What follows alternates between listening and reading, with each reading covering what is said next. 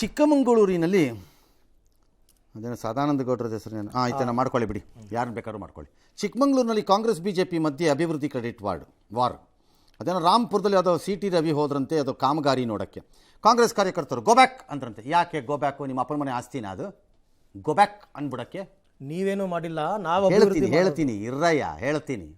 ನೀವು ಗೋಬ್ಯಾಕ್ ಅಂದ್ಬಿಟ್ರೆ ನಾನು ಸುಮ್ಮನೆ ಕೂತ್ಕೊಳ್ಳೋಕ್ಕಾಗಲ್ಲ. CT ರವಿ ಏನಾರು ಇರ್ಬೋದು, ದಟ್ಸ್ ಅ ಡಿಫ್ರೆಂಟ್ ಪಾಯಿಂಟ್.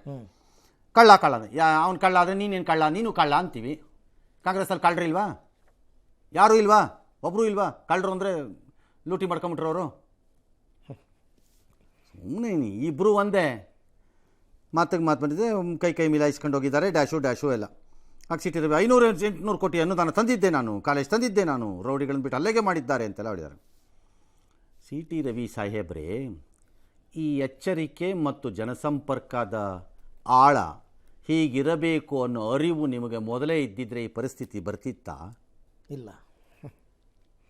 ಈ ಪರಿಸ್ಥಿತಿ ಬರ್ತಿತ್ತಾ? 3 ಟರ್ಮ್ ಆದಮೇಲೆ ನಿಮಗೂ ಬಂದಿತ್ತು ಮದ, ಅಹಮ್ಮು, ಅನುಭವಿಸ್ತಾ ಇದ್ದೀರಿ. ನಿಮ್ಮ ಪಕ್ಷಕ್ಕೂ ಇದನ್ನೇ ಹೇಳ್ತಿರೋದು. ನಿರಂತರ ಸೂರ್ಯಚಂದ್ರ ಇರುವವರೆಗೆ ಅನ್ಕೊಂಡ್ಬಿಟ್ಟಿದ್ದಾರೆ ನಿಮ್ಮ BJPನಲ್ಲಿ ಭಾಳ ಜನ. ನಿಜ ಸರ್. ಇಲ್ಲಿ ಒಂದು ಹೇಳ್ಬಿಡ್ತೀನಿ, ಆದರೆ ಇದೆಲ್ಲ ಗಲಾಟೆ ಮಧ್ಯ 5800 ಕೋಟಿನ ಅವ್ರು ತಂದ್ರೋ ಬಿಟ್ಟರೋ ನನ್ನ ಹತ್ರ ಲೆಕ್ಕ ಇಲ್ಲ. ಆದರೆ ಆ ಮೆಡಿಕಲ್ ಕಾಲೇಜು ನಿಮಗೆ CT ರವಿ ಇಲ್ದಿದ್ರೆ ಬರ್ತಿರಲಿಲ್ಲ. He solely responsible for bringing it to ಚಿಕ್ಕಮಗಳೂರಿಗೆ. ಅದರಲ್ಲಿ ಯಾವ ಅನುಮಾನವೂ ಇಲ್ಲ. ಇಲ್ಲಿ ನಿಮಗೆ ಬರ್ತಿರಲಿಲ್ಲ. ಅದು ಎಲ್ಲಿಗೋ ಇದ್ದಿದ್ದನ್ನು ಶಿಫ್ಟ್ ಮಾಡಿಸ್ಕೊಂಬಿಟ್ರು. ಹಾಗಾಗಿ you should give him that credit. ಇಲ್ಲ ನಂದೇ ಇದು ಕಾಡು, ಎಲ್ಲನೂ ನಂದೇ ಅಂತಾನೆ. ಹೇಳಬೇಕಾಗಿದ್ದು ಸೂರ್ಯ ಹುಟ್ಟಿದ್ದೆ ನನ್ನಿಂದ ಅಂದ್ಬಿಡಿ. ಈಗ ನಾನು ಹಿಂಗಂದ್ರೆ ನಿತ್ಯಾನಂದನ್ ಟೈಪು ಸೂರ್ಯ ಹೋಗ್ಬಿಡತ್ತೆ ನೀ ಎಲ್ಲದನ್ನ ನಿತ್ಯಾನಂದ. ಅದಕ್ಕೆ ಆ ಬೋರ್ಡ್ ಹಾಕೋದು ಅಂತ ಅನ್ಸುತ್ತಲ್ವ ಸರ್? ಯಾರ ಕೈಯಲ್ಲಿ ಉದ್ಘಾಟನೆ ಆದರೂ, ಯಾರಿದ್ರು ಆ ಸಂದರ್ಭದಲ್ಲಿ ಎಷ್ಟೋ ವರ್ಷಗಳ ತನಕ ಎಲ್ಲ ದೊಡ್ಡದಾಗಿ ಬೋರ್ಡ್ ಹಾಕಿಸ್ಬಿಡ್ತಾರೆ. ಎಸ್. ರಾಜ್ಯದಲ್ಲಿ 1ನೇ ತರಗತಿ ದಾಖಲಾತಿಗೆ ವಯೋಮಿತಿ ನಿಗದಿಪಡಿಸಿ ಸರ್ಕಾರ ಹೊರಡಿಸಿದ್ದ ಆದೇಶವನ್ನು ಮರುಪರಿಶೀಲಿಸಿ ಅಂತ ರಾಜ್ಯ ಸರ್ಕಾರಕ್ಕೆ ಹೈಕೋರ್ಟ್ ತಾಕೀತು ಮಾಡಿದೆ. 1 ವಾರದೊಳಗೆ ಸೂಕ್ತ ಆದೇಶ ಹೊರಡಿಸಬೇಕು ಅಂತ ಶಾಲಾ ಶಿಕ್ಷಣ ಇಲಾಖೆಗೆ ಹೈಕೋರ್ಟ್ ನಿರ್ದೇಶನ ನೀಡಿದೆ. ಏನು ವಾದ ಇತ್ತು? ಸರ್ಕಾರದ ವಯೋಮಿತಿ ಆದೇಶದಿಂದ 5 ಲಕ್ಷ ವಿದ್ಯಾರ್ಥಿಗಳಿಗೆ ತೊಂದರೆ ಆಗುತ್ತೆ, 5 ವರ್ಷ 5 ತಿಂಗಳು ಪೂರೈಸಿರುವ ಮಕ್ಕಳಿಗೂ 1ನೇ ತರಗತಿ ದಾಖಲಾತಿಗೆ ಅವಕಾಶ ಕಲ್ಪಿಸಬೇಕು ಅಂತ ವಕೀಲರು ವಾದಿಸಿದರು. ಅದಕ್ಕೆ ಸೂಕ್ತ ಸಮಯ ಕೊಟ್ಟರೆ ವಯೋಮಿತಿ ವಿಚಾರವನ್ನು ಪರಿಶೀಲಿಸಿ ಹೊಸ ಆದೇಶ ಹೊರಡಿಸ್ತೀವಿ ಅಂತ ಹೆಚ್ಚುವರಿ ಅಡ್ವೊಕೇಟ್ ಜನರಲ್ ನ್ಯಾಯಾಲಯಕ್ಕೆ ತಿಳಿಸಿದರು. ಗೊತ್ತಿಲ್ಲ ಹೊಸ ಆದೇಶ ಏನು ಹೊರಡಿಸ್ತಾರೆ ಅಂತ. But there is a problem ಇಲ್ಲೀಗ. 6 ವರ್ಷ ಇದ್ದಿದ್ದನ್ನು 1 ತಿಂಗಳು 2 ತಿಂಗಳು ಶಾರ್ಟೇಜ್ ಇದ್ದಿದ್ದನ್ನು ಹಿಂದಕ್ಕೆ ತಂದ್ರಿ. 5 ವರ್ಷ 10 ತಿಂಗಳು ಅಂತಂದ್ಬಿಟ್ಟು 2 ತಿಂಗಳಿಂದ ನ್ಯಾಯ ಬೇಡ. ಈಗ 5ರಿಂದ 5ಕ್ಕೆ ಹೋಗ್ತಾ ಇದ್ದೀರಿ. ನಾಳೆ 5ರಿಂದ 4ಕ್ಕೆ ಹೋಗ್ತೀರಾ? ಆಗ ಅವಾಗಲೂ ಅವರು ಶುರು ಮಾಡ್ತಾರೆ 5-4 ಮಕ್ಕಳು 1 ತಿಂಗಳಿಗೋಸ್ಕರ ನನ್ನ ಮಗುಗೆ 1 ವರ್ಷ ಅವ್ರು ಬರ್ತಾರೆ. ನ್ಯಾಯಮೂರ್ತಿಗಳು ಏನು ಮಾಡ್ತಾರಾಗ? 5,000 ಮಾಡಿದ್ರಿ, 5,300 ಬರ್ತಾರಾಗ. ಹಾಗೇನು ಮಾಡ್ತೀರಿ?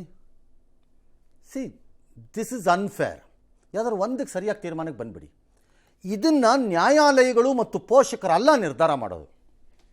ಮತ್ತೆ ಸರ್, ಮನೋತಜ್ಞರು ಮತ್ತು ಶಿಕ್ಷಣ ವೈದ್ಯರು, ಓಕೆ ಮಕ್ಕಳ ವೈದ್ಯರು, ಆ ಮಕ್ಕಳ ಮನಸ್ಥಿತಿ ಯಾವ ಏಜಿಗೆ ಇಲ್ಲಿಗೆ ಬರಕ್ಕೆ ತಯಾರಿವೆ ಅನ್ನೋದನ್ನು ಕೇಳ್ಕೊಂಡು ತೀರ್ಮಾನ ಮಾಡಿಬಿಡಿ ವೈಜ್ಞಾನಿಕವಾಗಿ. ಇದನ್ನು ಪೋಷಕರು ನ್ಯಾಯಾಲಯ ಅಲ್ಲ ತೀರ್ಮಾನ ಮಾಡಬೇಕಾಗಿರೋದು. ಇದು ನಾಳೆ ಬರ್ತಾರೆ. ಓಕೆ. ನಂಬರ್ 2, 5 ಎಂಬ ಪಾವಿತ್ರತೆ ಏನು? ಐ ವಿಲ್ ಸೇ ನ್ಯಾಯಾಲಯದಲ್ಲೂ ಅಷ್ಟೇ ನಾಳೆ ಹೇಳಬೇಕಿದ್ದೀನಿ. AG 5 ವರ್ಷ 5 ತಿಂಗಳು ಅನ್ನೋದು ಪಾವಿತ್ರತೆ ಏನದಕ್ಕೆ? 5-4 ಯಾಕೆ ಆಗಬಾರ್ದು? ಅಂದರೆ ಅದು ಯಾವ ಮಾನದಂಡ ಅಂತ? ಏನು ಮಾನದಂಡ ಅದಕ್ಕೆ? ಓಕೆ. ಏನು ಮಾನದಂಡ ಏನು? Why are you fixing it at 5 10 ಯಾಕೆ ಫಿಕ್ಸ್ ಮಾಡಿದೆ ಅಂತ ಕೇಳಿದ್ರೆ, ಜನರಲಿ ನಾವು ರೌಂಡ್ ಆಫ್ ಥರ 25.56 ಅಂತಿದ್ರೆ 26ಕ್ಕೆ ಮಾಡ್ತೀವಿ, 25.47 ಅಂತಿದ್ರೆ 24ಕ್ಕೆ ಮಾಡ್ತೀವಿ. ಹಾಗೆ ಅದು ರೌಂಡ್ ಆಫ್ ಥರ 2 ತಿಂಗಳು ಹಿಂದೆ ಮುಂದೆ ಬಿಟ್ಟಿದ್ದಾರೆ. ನೀವೀಗ 5 ತಿಂಗಳು 6 ತಿಂಗಳು ಹಿಂದಕ್ಕೆ ತೊಗೊಂಡು ಹೋಗ್ತೀನಿ ಅಂದರೆ ಅದರಲ್ಲಿ ಪಾವಿತ್ರತೆ ಏನು? 5-4 ಮಾಡಿ. 5-4ಕ್ಕೆ ಮಾಡದಿದ್ದರೆ 3 ಲಕ್ಷ ಮಕ್ಕಳಿಗೆ ಅನ್ಯಾಯ ಅಂತ ಇನ್ನೊಬ್ಬರು ಬರ್ತಾರೆ. ಹಾಗಾಗಿ ಇದನ್ನು ಪೋಷಕರು ಮತ್ತು ನ್ಯಾಯಾಲಯಗಳಲ್ಲ. ಈ ಹಿಂದೆನೂ ಹಾಗೆ ಮಾಡಿದ್ರಂತೆ ಸರ್. ಆ್ಯಕ್ಚುಲಿ 5-10ಕ್ಕೆ ಫಿಕ್ಸ್ ಮಾಡಿದಾಗಲೂ ಆಗಲೂ ಈ ಮಕ್ಕಳ ತಜ್ಞರು ಅಂಥವ್ರ ಥರ ತಗೊಂಡೇ ಮಾಡಿರೋದು. ಅದೇ ತಗೊಂಡು ಅದನ್ನು ಪರ್ಮನೆಂಟ್ ಮಾಡಿ ಅಷ್ಟೇ. ಪ್ರತಿ ವರ್ಷ ಈ ಪ್ರಶ್ನೆನ ಎತ್ತಕ್ಕೆ ಬಿಡಬೇಡಿ. ಕರೆಕ್ಟ್. ಎವ್ರಿ ಇಯರ್ ಅದೇ ಕತೆ ಆಗುತ್ತೆ. ಯಾರೋ 4 ಮಕ್ಕಳಿಗೆ ಪಾಪ ತೊಂದರೆ ಆಗೇ ಆಗತ್ತೆ, ನಾನು ಇಲ್ಲ ಅಂತ ಹೇಳಲ್ಲ.